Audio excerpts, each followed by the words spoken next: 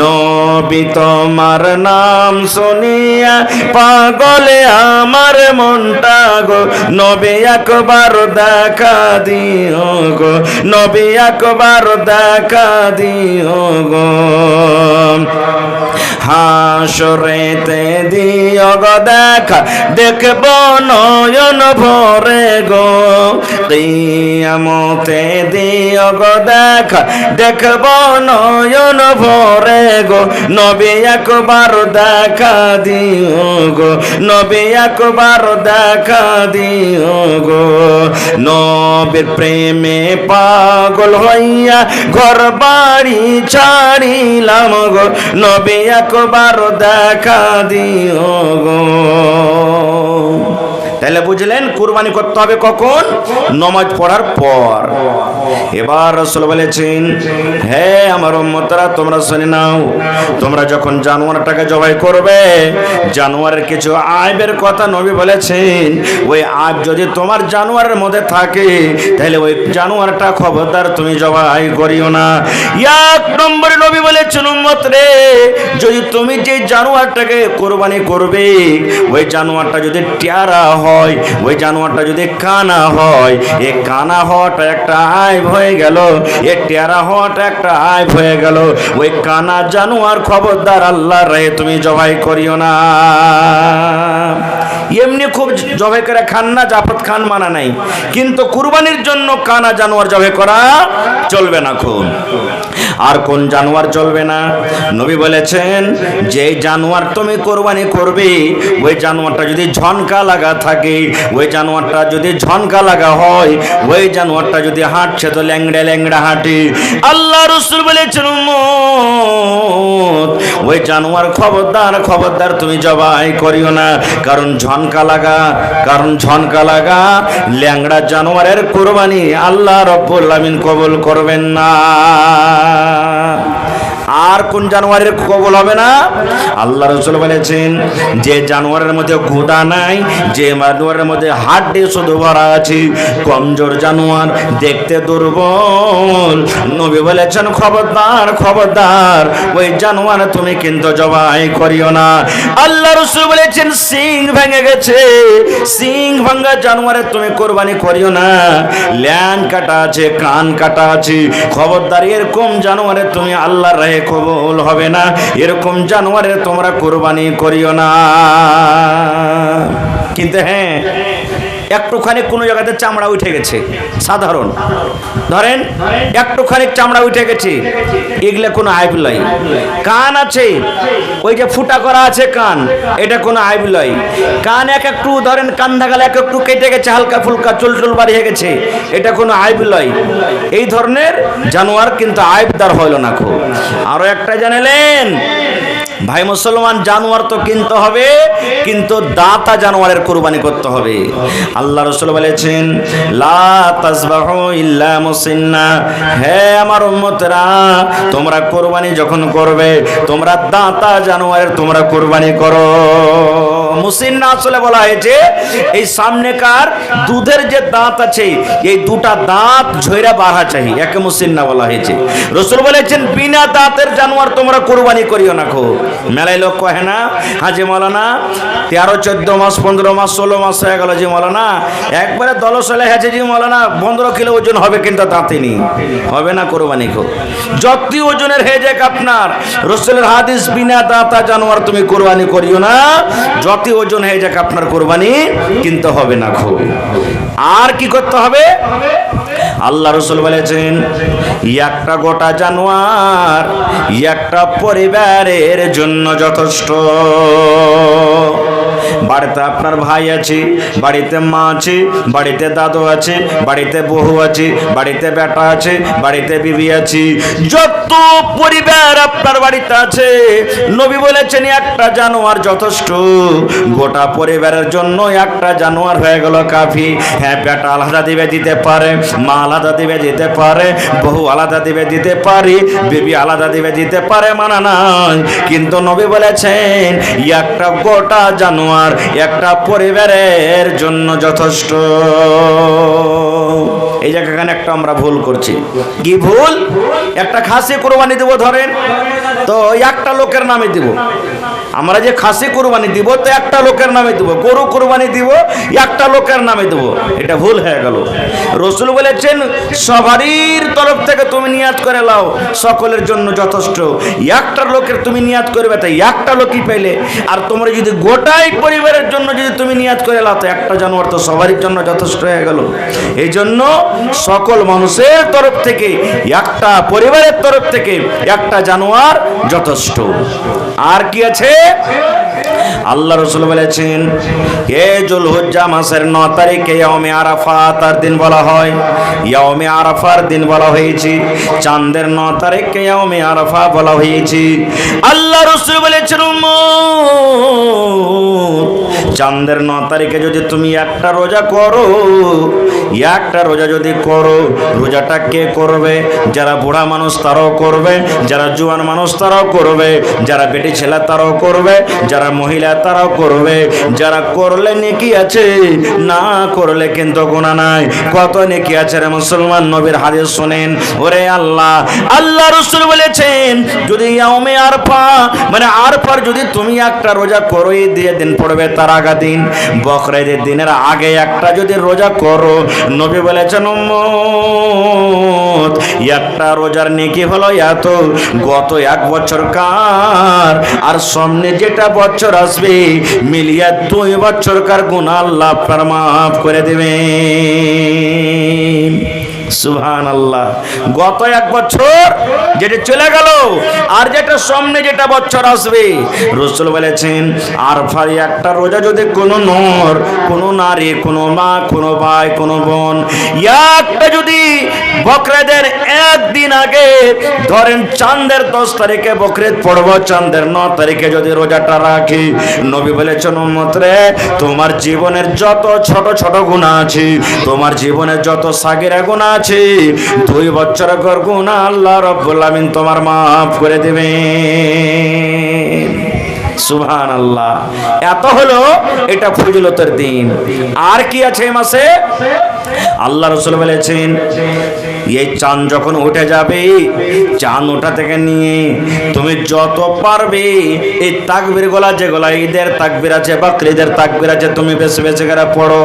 আল্লাহু আকবার, আল্লাহু আকবার, লা ইলাহা ইল্লাল্লাহু, আল্লাহু আকবার, আল্লাহু আকবার, ওয়ালিল্লাহিল হামদ। কখন পড়িতে হবে? নামাজ পড়িতে চলে গেছেন, সালাম ফেরা তাসবিহ তাহলিল করে বসে আছেন, এখনো জামাতের টাইম আছে, মনে মনে পড়েন। নামাজ পড়া হয়ে গেল, এই তাসবিহ তাহলিল করার পর আপনি বসে বসে পড়েন। নামাজ পড়িতে যাচ্ছেন, নামাজ পড়িতে যাচ্ছেন, আপনি পড়তে পড়তে চলে গেলেন। নামাজ পড়ে বাড়িতে রওনা হয়ে গেছেন, পড়িতে পড়তে আসেন। আপনি মার্কেট চলে যাচ্ছেন, মোটরসাইকেলে হাইটে যাচ্ছেন, পড়িতে পড়িতে চলে যাবেন। মায়েরা খালারা বাড়িতে রান্না বান্না করবে, পড়বে। মায়েরা খালারা বাড়ি ঝাড় দিবে, পড়বে। যে কোনো টাইমে সমাতে নবী বলেছেন তোমরা আল্লাহর শুকরিয়া কত বড়াই করো। আল্লাহু আকবার, আল্লাহু আকবার, লা ইলাহা ইল্লাল্লাহু, আল্লাহু আকবার, আল্লাহু আকবার, ওয়ালিল্লাহিল হামদ। তাহলে কুরবানির মেলায় কথা আছে আরো। এবার কুরবানি কার জন্য করতে হবে? কার জন্য কুরবানি করতে হবে? জোরে বলেন। কাকে রাজি করার জন্য কুরবানি করতে হবে? আল্লাহকে না বেটা বেটিকে? আল্লাহকে। মেলায় মানুষ কুরবানি করে জানেন? এ আদরের বাপ, তোমার কোনো হুঁশ আন্দাজ নেই নাকি জি? কয়টা দিন বেঁচেছে, তুমি কুরবানি কিনবে না? ছেলে পেলা কার দুয়ারে তাকাইবে? এই দেখেন, হয় না? কত মানুষ কইছে আজিমুল সাহেব একটা কুরবানি তো হবে না, পরিবার খুব লম্বা আছে, কয়দিন খাবো, এলাকা 2টা-3টা দিতে হবে আমাকে কুরবানি। হচ্ছে না, হয় না? কত মানুষ দেখেন, শক্তিশালী ভালো জিনিস কুরবানি দিতে হবে, হাদিসের কথা। কিন্তু যারা ভালো জিনিস কিনবে কি বলবে জানেন? 2-4টা লোক যখন বেচবে, যাই কেরা ভাই দুঃখ সুখ জীবনে লাগা আছে, কুরবানিটা কিনেছি, আবে তেল চুইছে, খালি তেল চুইছে। এই দেখেন, ওর কুরবানিতে খালি তেল চুইছে। ওরে সুবহানাল্লাহ। এরে মুসলমান, আল্লাহ তাবারক ওয়া তাআলা কোরআনে বলেন, হে দুনিয়ার মানুষ তোমরা শুনে নাও, লা ইয়ানালাল্লাহু লুহুমুহা ওয়ালা দিমাউহা ওয়ালাকিন ইয়ানালুহুত তাকওয়া মিনকুম। আল্লাহ রাসূল বলেছেন, হে দুনিয়ার মানুষ, তুমি যখন জানোয়ার জবাই করো, কুরবানি করো, তোমার কুরবানির গোশত আমার আল্লাহর কাছে পৌঁছে না। তুমি যে জানোয়ার জবাই করো, এই কুরবানির তোমার রক্ত আমার কাছে পৌঁছে না। তুমি যে কত মোটা দিয়েছ, কত তুমি চর্বিওয়ালা জানোয়ার জবাই করেছো, এই জানোয়ারের গোশত আমার কাছে পৌঁছে না, এই জানোয়ারের খুন আমার কাছে পৌঁছে না। আল্লাহ বলেন আমার কাছে পৌঁছে। ওয়ালাকিন ইয়ানালুহুত তাকওয়া মিনকুম। তুমি কোন নিয়তে কুরবানি তুমি করেছো? তোমার ভিতরকার তাকওয়া, তোমার ভিতরকার পরহেজগারি, তোমার ভিতরকার যে ঈমানটা আছে, তোমার ভিতরকার যে তাকওয়াটা আছে, এই হৃদয়ে তাকওয়া খান শুধু আমার কাছে পৌঁছে, তাছাড়া তোমার কোনো জিনিস আমার কাছে পৌঁছে না।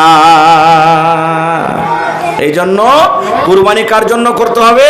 আল্লাহ তাবারক ওয়া তাআলার জন্য করতে হবে। কারণ আল্লাহ তাবারক ওয়া তাআলা কোরআনের অন্য জায়গাতে বলছেন, ইন্না সলাতি ওয়া নুসুকি ওয়া মাহইয়ায়া ওয়া মামাতি লিল্লাহি রাব্বিল আলামিন। সমস্ত ইবাদত, নামাজ, রোজা, হজ, যাকাত, সমস্ত ইবাদত, কুরবানি কার জন্য? সব আল্লাহ তাবারক ওয়া তাআলার জন্য। এজন্য কুরবানি আমাদেরকে করতে হবে আল্লাহ তাবারক ওয়া তাআলার জন্য। আর একটা কথা বলি, কুরবানি বলতে আমি আগে বলেছি শুধু জানোয়ারের কুরবানি নয়, নিজের জানেরও কুরবানি করতে হবে দিনের খাতিরে, আল্লাহ এবং আল্লাহ রাসূলের খাতিরে। কেমন কুরবানি? আপনারা শুনেছেন, জানছেন, পড়েছেন। ওরে আল্লাহ, নবী সাহেবকে মক্কার বেঈমান মুশরিকরা গালি দিত না, দিত না? হানা বলেন, গালি দিত না, দিত না? কে জাদুকর কো বলতো, কে দিবানা, কে পাগল, কে আর কিছু, কে জিন আসছে, কে ভূত আসছে, কত রকম কত কথা বলেছে। আল্লাহুস সামাদ। গাজওয়ায়ে বাদার একটা যুদ্ধ, বুখারী শরীফের হাদিস। গাজওয়ায়ে বাদার একটা যুদ্ধ, মুসলমান 313টা আর বেঈমান মুশরিক 1000। সুবহানাল্লাহ। ওরা তো হুবাল আর লাত উজ্জার ওরা নারা দিচ্ছে, আর মুসলমান নারে তাকবীরের নারা দিচ্ছে। সুবহানাল্লাহ। লড়াই যুদ্ধ শুরু হয়নি, যুদ্ধ শুরু হয়নি, হবে। সাফ বন্দী হয়েছে, কাতার বন্দী হয়েছে। আব্দুর রহমান বিন আওফ রাদিয়াল্লাহু তাআলা একজন সাহাবী, উনি বলছেন আমি কাতারের সব থেকে আগে আছি, লাইনের সব থেকে আগে আছে তালোয়ার নিয়ে।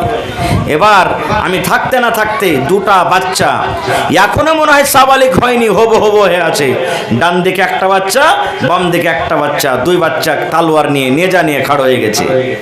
যখন যোদ্ধা মানুষ যখন লড়াই করতে যাবে, যদি খলিফা যারা থাকবে ওয়ার্গে পাঞ্জের শক্তিশালী মানুষ থাকলে সাহস হবে না? আব্দুর রহমান বিন আওফ ডান দিকে বাম দিকে দেখে বলছেন, আল্লাহ যদি দুটা ভালো তাকাতওয়ার মানুষ যদি আসতো তো আমার সাহস হতো। এই দুটা বাচ্চা, ছোট বাচ্চা কি করবে? এই থাকতে না থাকতে একটা ছোট বাচ্চা, আব্দুর রহমান বিন আওফ বলছেন ছোট, আমার কান পর্যন্ত ওর গা আসে না, ওরা এত ছোট। আমাকে তখন বলছেন, চাচা একটুখানি কায়েত হয়ে যান আপনি। আমি কায়েত হয়েছি। দিয়ে তখন কি বলছেন, চাচা আবু জাহাল কোনটা? বলছেন আবু জাহাল কোনটা? ওরে সুবহানাল্লাহ। আব্দুর রহমান বিন আওফ বলছেন, কেন রে ভাতিজা? এবার ছোট ছেলে বলছেন, চাচা গো আমার মা বলেছেন, মায়ের মুখ থেকে শুনেছি চাচা গো, এই যে আবু জাহাল চোখে দেখিনি, চিনি না, জানি না, কিন্তু আবু জাহাল হলো আমার নবীর সব থেকে বড় দুশমন, সব থেকে বড় শত্রু। আমার নবীকে গাল দেয়, আমার নবীকে নানা রকমের কথা বলে। আই চাচা গো, হয় আবু জাহালের জান থাকবে কিংবা আমি থাকবো, আর না হয় ও মরবে, না তো আমি মরবো। এক পার চাই ওই পার, হয় আবু জাহালকে আমি মেরে দেব কিংবা আমি আবু জাহালের হাতে নিজে আমি মরে যাব।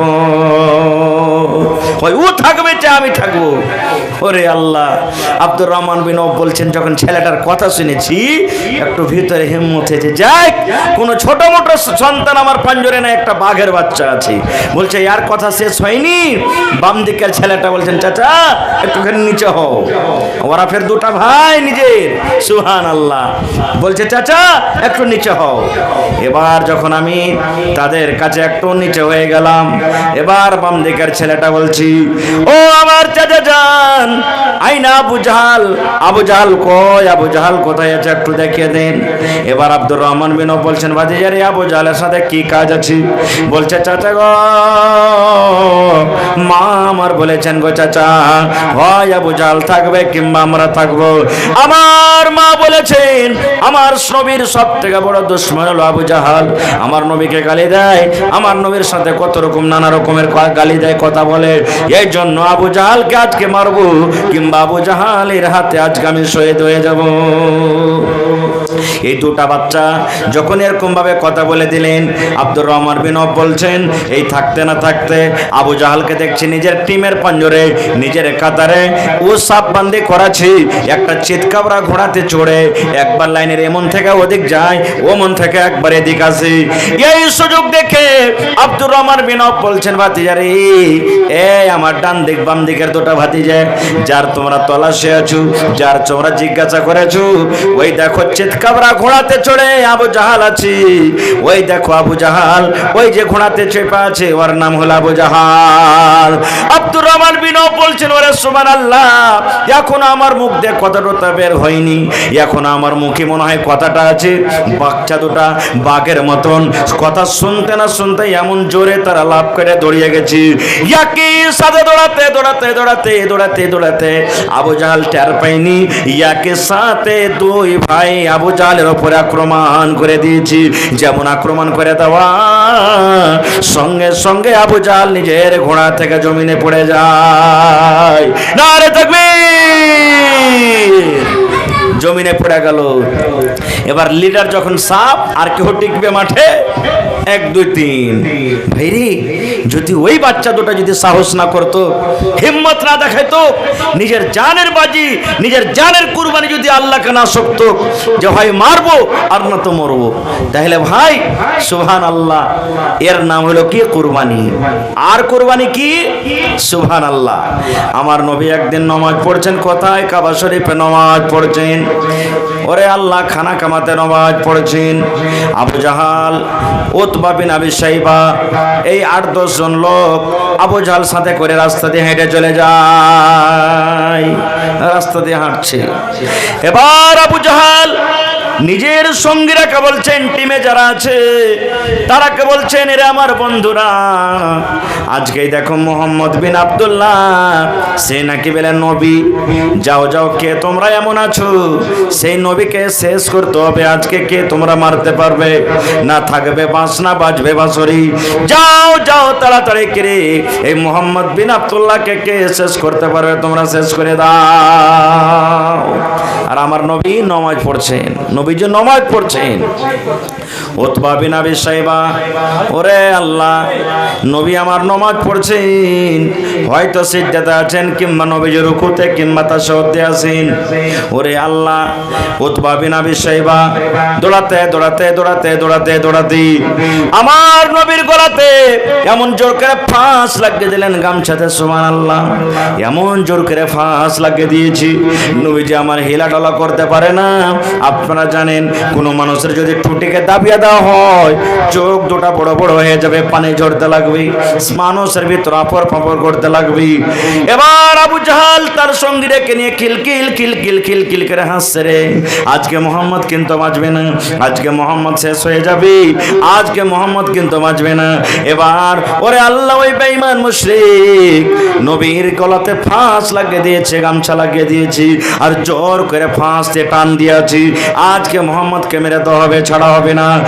একজন মুসলমান, কমজোর মুসলমান, মনে মনে বলছেন, আল্লাহ, আজ আমার নবীকে আমি বাঁচাতে পারবো না, কারণ আবু জাহালের টিম কয়েকজন আছে আর আমি একটা দুর্বল মানুষ, আমার ক্ষমতা নয়, তারাকে আমি বাঁচাতে পারবো না। আজকে যদি আমার নবীকে বাঁচাতে পারে তাহলে আবু বকর বাঁচাতে পারবেন, আবু বকর ছাড়া নবীকে আর কেউ বাঁচাতে পারবে না। দৌড়াতে দৌড়াতে দৌড়াতে দৌড়াতে চলে গেলেন সেই মুসলমান কোথায়? আবু বকর রাদিয়াল্লাহু তাআলা আনহুর বাড়ি। তখন মোটামুটি বেলা 8টা-9টার সময়।